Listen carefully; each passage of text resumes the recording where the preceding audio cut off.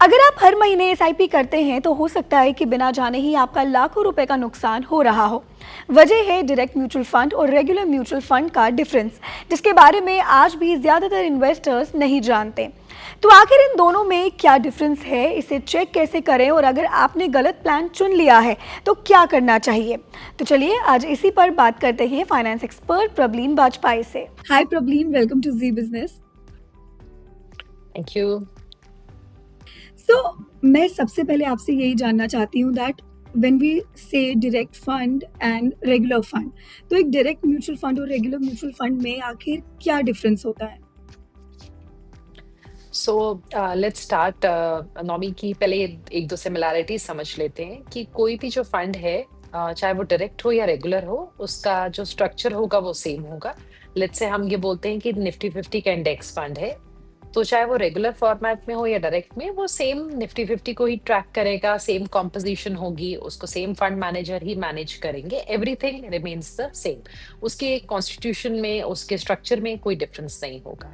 But hmm. Her mutual fund scheme का एक expense ratio होता है, क्योंकि ऑब्वियसली कोई भी चीज फ्री नहीं होती है। उस पर्टिकुलर स्कीम को कोई ना कोई मैनेज कर रहा है, जिसके लिए आपको उसकी एक मैनेजमेंट फी जाती है, डिफरेंट एक्सपेंसेस होते हैं। तो हर म्यूचुअल फंड स्कीम का एक एक्सपेंस रेशियो होता है। जब वो स्कीम डायरेक्ट फॉर्मेट में होती है, तो आपने वही एक्सपेंसेस पे करने हैं जहां पे आपने फंड हाउस के चार्जेस दे दिए, जो मैंडेटरी एवरीथिंग, जहां पे उसकी फंड मैनेजमेंट से रिलेटेड है। बट जब हमने एक रेगुलर प्लान लिया, वहां पे एक एडिशनल कॉस्ट ऐड हो जाती है, जो एक्सपेंस रेशियो का ही हिस्सा होती है, क्योंकि वहां पे कोई ना कोई इंटरमीडियरी आपके साथ जुड़ जाता है। यानी कि हम्म। या तो वहां पे कोई ब्रोकरेज या आपका कोई ब्रोकर होगा, कोई आपको हेल्प कर रहा है, डिस्ट्रीब्यूटर हेल्प कर रहा है उस पर्टिकुलर म्यूचुअल फंड हम्म। को खरीदने में, तो वहां पे एक छोटा कॉस्ट जो होगा वो उनको एज ब्रोकरेज जाएगा। बहुत सारे केसेस में नॉमी जो ये एक्सपेंस होता है, ये आपके बैंक्स को भी जाता है, बिकॉज सबसे बिगेस्ट बैंक्स जो आज इंडस्ट्री में है वो भी एज डिस्ट्रीब्यूटर ऑपरेट करते हैं। सो जो difference between direct and regular is basically जो उनका एक्सपेंस का फर्क है वो। एक्सपेंस का फर्क रहता है। ओके, तो अब ऐसे में अगर कोई पिछले कई सालों से एसआईपी कर रहा है एंड उसे नहीं पता है कि उसका जो फंड है वो डायरेक्ट है, रेगुलर है, काफ़ी इन्वेस्टर्स को नहीं पता होता है, तो ऐसे में अगर उसे चेक करना हो तो कैसे पता चल सकता है? कैसे कोई खुद चेक कर सकता है? Specially if I am talking about एक आम इन्वेस्टर की मैं यहाँ पे बात कर रही हूँ, तो वो कैसे खुद चेक कर सकता है कि उसका फंड रेगुलर है या डायरेक्ट है? जी। सो नोमिया, इनफैक्ट ये चीज काफी डायरेक्टली स्कीम के नेम में ही एम्बेडेड होती है। सपोज हम्म। करो जैसे हमने एसबीआई का निफ्टी 50 इंडेक्स फंड लिया, तो वहां पे लिखा होगा SBI Nifty index fund direct growth. अगर आपने आईडीसीडब्ल्यू प्लान लिया है तो डायरेक्ट आईडीसीडब्ल्यू लिखा होगा। अगर आपका राइट। रेगुलर ग्रोथ प्लान है तो वहां पे रेगुलर ग्रोथ लिखा होगा। तो आपको बेसिकली कंप्लीट नेम जानने की जरूरत है, जो आपको आपकी स्टेटमेंट ऑफ अकाउंट से भी मिल जाएगी कि आपका कौन सा प्लान है। बट अगर आप ये चीज मतलब कोई बहुत सालों से इन्वेस्ट कर रहे हैं और अभी उनको ये क्लैरिटी नहीं है, तो डेफिनेटली यानी कि वो अपने इन्वेस्टमेंट्स को उन्होंने उस चीज पे ध्यान नहीं दिया है कि उनके पास कौन सा प्लान है। बट ये आपकी स्टेटमेंट्स ऑफ अकाउंट में बहुत क्लियरली मेंशन्ड होता है।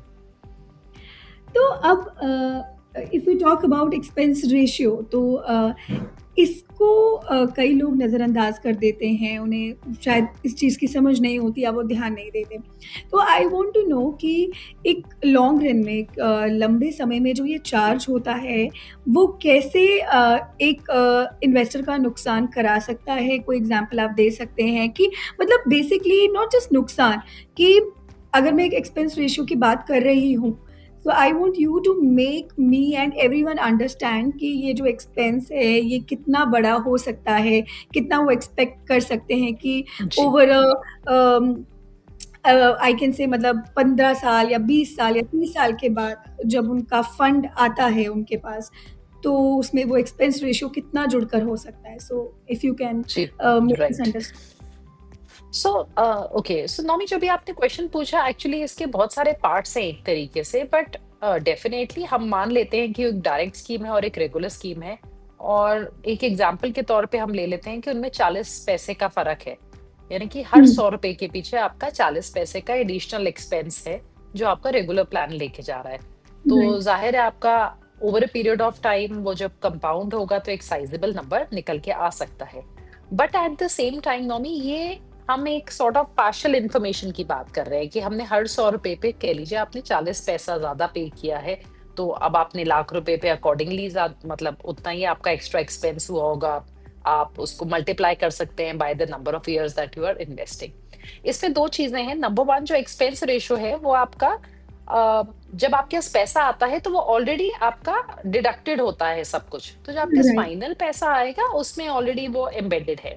दूसरा नॉमी, अगर मान लीजिए आज के इन्वेस्टर है जिनको लगता है कि मैं रेगुलर में हूँ और मैंने इतने सालों से एक्सपेंस दिया है, आपको उस टाइम पे एक चीज को जरूर एनालाइज करना है कि there are 3 formats in the industry. आपका एक रेगुलर फॉर्मेट हो गया जहाँ पे आपको या तो कोई हेल्प कर रहा है या फिर आपने किसी प्लेटफॉर्म के थ्रू रेगुलर ले लिया। अगर आपको कोई हेल्प कर रहा है और आपको लगता है कि उनकी वजह से आप सही फंड्स में हैं, तो शायद जैसे ये 40-50 रुपए का जो सॉरी पैसे का जो फर्क है, अगर किसी की एडवाइस उस चीज को जस्टिफाई कर सकती है तब तो सही है। पर मान लीजिए आप सब कुछ करते भी ऑनलाइन है, आपको कोई हेल्प भी नहीं कर रहा और रेगुलर रेगुलर प्लान में है, then it's not really justified. Likewise अगर आप डू इट योरसेल्फ इन्वेस्टर हैं तब भी आपको डायरेक्ट में रहना चाहिए, बिकॉज आप अपने आप ही खुद इन्वेस्ट कर रहे हैं ताकि आपकी कॉस्ट कम हो। और थर्ड Yes. ऑप्शन वो आ गया नॉमी, जहां पे आपने किसी फी बेस्ड एडवाइजर की हेल्प ली और आपने उनको एक फी दी और वो आपको डायरेक्ट प्लान देंगे। तो वहां पे आपके अगेन कुछ कॉस्ट आपकी उसके थ्रू जाएगा, स्कीम के थ्रू जाएगा, और कुछ कॉस्ट आप उस एडवाइजर को भी पे करेंगे। सो एक्चुअली डिपेंड करता है कि फाइनल आप पे एक्चुअली ये नेगेटिव है ये चीज या आपको डैमेज करेगी या नहीं, डिपेंडिंग ऑन कि आप किसके साथ इस चीज के लिए एसोसिएटेड है। क्या उनका प्रेजेंस आपको हेल्प करता है, क्या अल्फा जनरेशन है। अगर किसी की एडवाइस से मान लीजिए आपका 2% का रिटर्न एक्स्ट्रा है, उस पे अगर आपने थोड़ी एक्स्ट्रा एक्सपेंस दे भी दी, इट्स ओके। पर अगर ऐसा नहीं हो रहा है फिर वो कॉस्ट जस्टिफाई नहीं होती है। सो जो कॉस्ट जस्टिफिकेशन है वो डेफिनेटली होनी चाहिए, बिकॉज ये छोटा छोटा पैसा करके भी ओवर पीरियड ऑफ टाइम काफी बड़ा हो जाएगा, कंपाउंड होएगा वो। तो फिर आइडियली आप क्या सजेस्ट करते हैं, अगर एक आम निवेशक है, उसे रेगुलर प्लान लेना चाहिए या उसे डायरेक्ट प्लान जो है वो लेना चाहिए, और अगर उसके बाद रेगुलर प्लान है तो क्या उसको स्विच कर लेना चाहिए? तो what is your take on that? So Nomi, अगर आइडियली तो देखिए, हम चाहे तो जिंदगी भर अपने डॉक्टर की फीस बचा के भी अपना इलाज करते रह सकते हैं, ऐसी बात नहीं है। मतलब I feel that really depends आप कहाँ पे क्या कॉस्ट कटिंग करना चाहते हैं। बट अगर आपको लगता है कि आप अपनी फाइनेंशियल प्लानिंग किसी से कराना चाहते हैं, आप किसी की एक्सपर्ट गाइडेंस पे इन्वेस्ट करना चाहते हैं, तो आप दोनों ऑप्शन चूज कर सकते हैं कि या तो आप डायरेक्ट ले लीजिए, फी दे दीजिए साथ में, या आप किसी ऐसे बंदे को चूज कर लीजिए जो आपको रेगुलर में फी उनकी सॉर्ट ऑफ एम्बेडेड हो जाए, मतलब वो आपको थोड़ा गाइड भी कर सके। So it will really depend. But a lot of investors जो इनको हम मिलते हैं, बहुत सारे लोग होते हैं जो डू इट योरसेल्फ हैं, क्योंकि इतने ऑनलाइन प्लेटफॉर्म्स बन चुके हैं, ग्रो हो गया, जीरो दा डायरेक्ट एएमसी के साथ, बहुत सारे ऑनलाइन प्लेटफॉर्म्स हैं। हम अक्सर देखते हैं कि लोग शुरुआत डू इट योरसेल्फ से करते हैं बिकॉज एक्सपेंस उनका लिमिटेड और लो रहता है। बट जैसे ही पोर्टफोलियोज 80-90 लाख और 1 करोड़ के पास पहुंचते हैं, तब मुझे लगता है उनको प्रोफेशनल गाइडेंस की जरूरत फील होने लगती है नॉमी। And we do find a lot of investors who come to us जिनका उस साइज का कॉर्पस होता है। फिर मुझे लगता है कि शायद इंसान चाहता है कि थोड़ी बेटर गाइडेंस मिल जाए। आई फील आप शुरू से ही थोड़ी गाइडेंस लेके करें सो बेटर है। बट अगर आप काफी कॉन्फिडेंट हैं that you are good with finance, आपके पास टाइम है, आपके पास इंफॉर्मेशन है, तो क्यों नहीं, फिर आप टोटली खुद डायरेक्ट प्लान्स में कर सकते हैं, which is good then. Well, so यहाँ पे मैं एक सवाल और पूछना चाहूँगी लास्ट में कि अब अगर किसी ने ये डिसाइड कर लिया है कि नहीं, उसे डायरेक्ट प्लान ही चाहिए, बट अभी तक उसका रेगुलर प्लान था, अब उसे स्विच करना है, तो स्विच करने का कोई जो मतलब मैं सही तरीका, बेसिकली सही तरीका क्या हो सकता है? इसमें अगर हम टैक्स की बात करें या कोई एग्जिट लोड, या क्या-क्या वो चीज़ें हैं या क्या वो बातें हैं जिनका ध्यान रखना बहुत ज़रूरी होता है? So what is the right process? So mummy, यहाँ पे बहुत ज्यादा समझने की एक बात है। लेट्स से हम ये अपने एसबीआई फंड का एग्जांपल लेते हैं कि आप निफ्टी 50 रेगुलर में थे और अब आप निफ्टी 50 डायरेक्ट में जाना चाहते हैं। अगर आप ये हाँ, स्विच करते हैं तो उसको सेल माना जाएगा। सो इट इज नॉट अ वो फ्री कि आप रेगुलर में थे और आपने डायरेक्ट ले लिया और आपका कोई टैक्स नहीं है, आपका टैक्स आएगा। So it is equivalent to a redemption. It is that switch, because switches को हम इक्विवेलेंट टू रिडेम्पशन ही मानते हैं जब हम एक स्कीम से दूसरी स्कीम में भी डालते हैं। अगर आप बदलना भी चाहेंगे अपनी स्कीम, तब भी आपके ऊपर टैक्स आएगा। तो नंबर वन मुझे लगता है, मान लीजिए आपने 20-25 लाख का कॉर्पस रेगुलर में बना लिया और अब आप चाहते हैं कि आप जागरूक हो गए ना, आप डायरेक्ट में करना चाहते हैं, आप समझते हैं अब फंड्स को, तो आप ऐसा भी कर सकते हैं कि 20-25 लाख पे आप अपनी एसआईपीज रोक दीजिए। आप उस पैसे को अपने नियरेस्ट गोल के लिए मैप करके रख दीजिए कि आपके बच्चे ने मान लीजिए 4 साल में कॉलेज जाना है, तो आप सोचिए मैं तब इस पैसे को यूज कर लूंगा, तब तक वो ग्रो होने दीजिए और आप अपना portfolio parallelly, let's say retirement के लिए करना चाहते हैं अपने दूसरे बच्चे की एजुकेशन पे, उसको आप डायरेक्ट में खोल लीजिए। मतलब ऐसा भी नहीं है कि आपको डायरेक्ट में शुरू करने के लिए रेगुलर को पूरी तरह हटाना है। अगर हाई टैक्सेस पड़ रहे हैं, बिकॉज टैक्सेस आएंगे अगर आपकी अच्छी ग्रोथ हुई होगी, तो बेटर है कि आप उसको रिटेन कर लीजिए, I think till the closest goal of yours.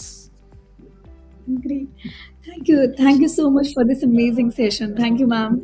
Thank you so much Swami. तो अगर आप या आपके परिवार में कोई भी म्यूचुअल फंड में इन्वेस्ट करता है तो ये जानकारी उनके साथ भी ज़रूर शेयर करें और पर्सनल फाइनेंस से जुड़ी ऐसी ही और भी वीडियोस के लिए देखते रहें जी बिजनेस।